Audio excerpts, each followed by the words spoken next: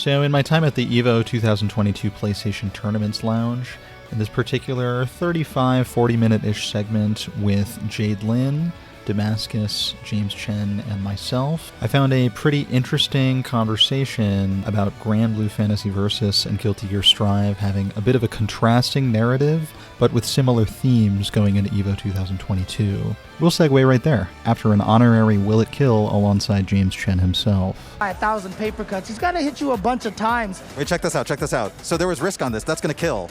Is it? Is it going to No, kill? it's not. Oh. Will It Kill Sejam, if you're watching us. I don't normally lose channel points. I'm a little embarrassed, but I think what this is really exposing is Happy Chaos secretly has like high guts, and he actually doesn't die very easily. No, that is true. Yeah.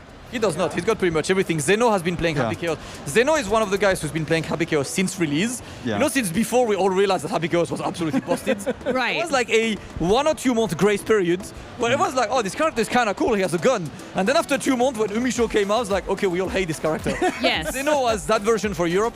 Like there are two Happy Chaos in Europe. It's Zeno and Tiger Pop. Zeno, James, you're familiar with SML, Salt Mine League, right? Zeno won. Yes. He won the Salt Mine League season, which is the European Weekly. Yep. Where they had a full season of weeklies into the finals, and the winner will be community sent, crowdfunded to EVO. So he's representing the entire. So cool. I think that's Salt Mine League great. community. I love that there's been so much rallying behind so many different players. So we get, and I keep harping on this international representation so that we really can celebrate the developments that have happened in other countries. Well, I know the man is sitting right next to me, Damascus, right here, but I mean, a literally intentionally international competition has been organized by him with like This is teams true. of country representatives. That's been one of the most interesting events to watch, and me in the East Coast time zone, I almost always wake up and catch it the next day. Appreciate it. Speaking of the international, like think about Grand Blue Fantasy Versus. I talked about this yesterday on this stream. Yep. That Grand Blue was probably the game that got most hurt by the pandemic. Yeah, Oh, I it do that too, got bodied.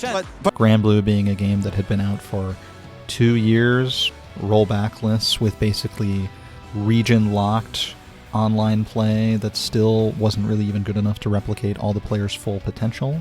And then Guilty Gear Strive, which launched long before EVO and for a period of months had wonderful rollback and a global online community. it has, First chance. And this is the first time we've really gotten this truly international, everybody in the same place. Yes. And we get to find out just how strong everybody is. Yeah, I can give you some info on that, by the way. Dragoy from Spain, the sole European representative in top 8 losers. Top 8, yes. Yeah, there you go, right?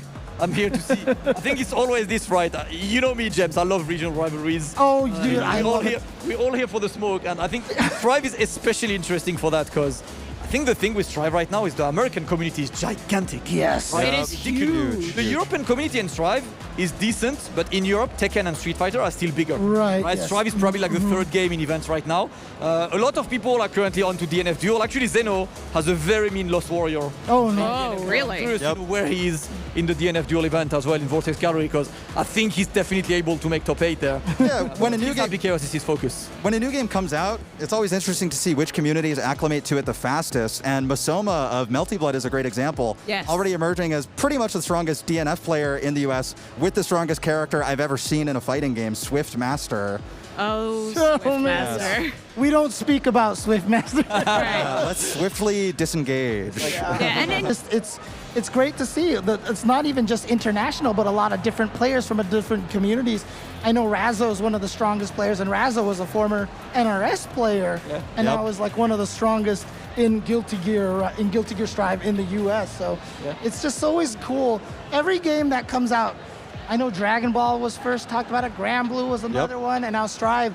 They're always touted as like the community uniter, you know? And right. DBFZ was too. Yeah. DBFZ was probably the greatest. Yeah, it was the first one. It really was. I mean, especially early with the DBFZ Goichi was Sonic crazy. Fox. Yeah. Oh, I remember that. That was incredible. Yeah, and nowadays we should just stop talking about that because like every game is so good right now, and nowadays they're all so good. We are so spoiled right now. Oh We yeah. really are. I don't even have time to play all of them. I kind of hate it. And almost instantaneously, too, we saw one of the greatest participants within that online community, Umisho, who came to fame by basically just taking all of the online money, also in offline at EVO as well.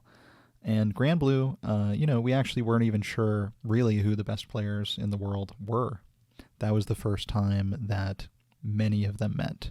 Many different flags in that top 8 as well. Dragoy from Spain in Grand Blue. I honestly wasn't too familiar with within the Grand Blue space. Turns out they're goated. So I want to thank all of you for being on the show today. Thank you so much, and thank you for rushing over here. No Thank you for sharing your insight and all of your tips and EVO updates. Thank you, thank you, thank you.